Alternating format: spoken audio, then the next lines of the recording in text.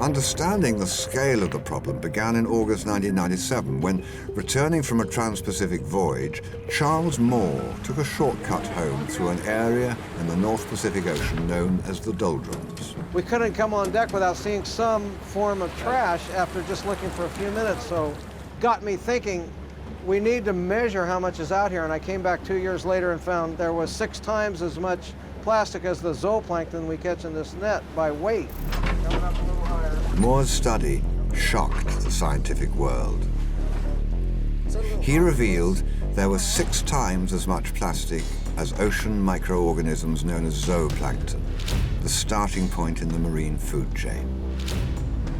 What's recently become known as the Great Pacific Garbage Patch is situated in an ocean gyre in the North Pacific, covering an area of 20 million square kilometers, where the rotation of currents draws in waste material from surrounding areas, which in this case includes North America and Japan.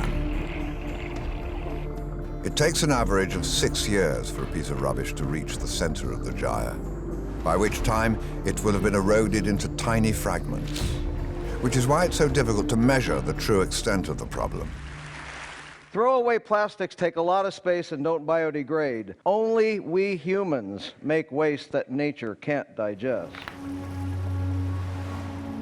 Since his first discovery, Moore has logged over 100,000 miles of research voyages, and he currently spends 100 days a year meticulously logging trash from his trawls.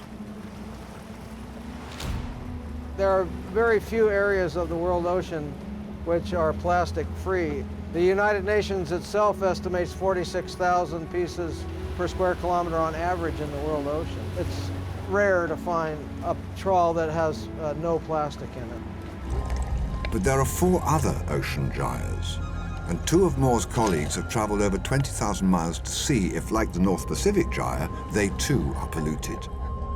Yeah, you hear just about one, the North Pacific gyre that Captain Moore had studied 15 years ago, but there was no one going to the other 4.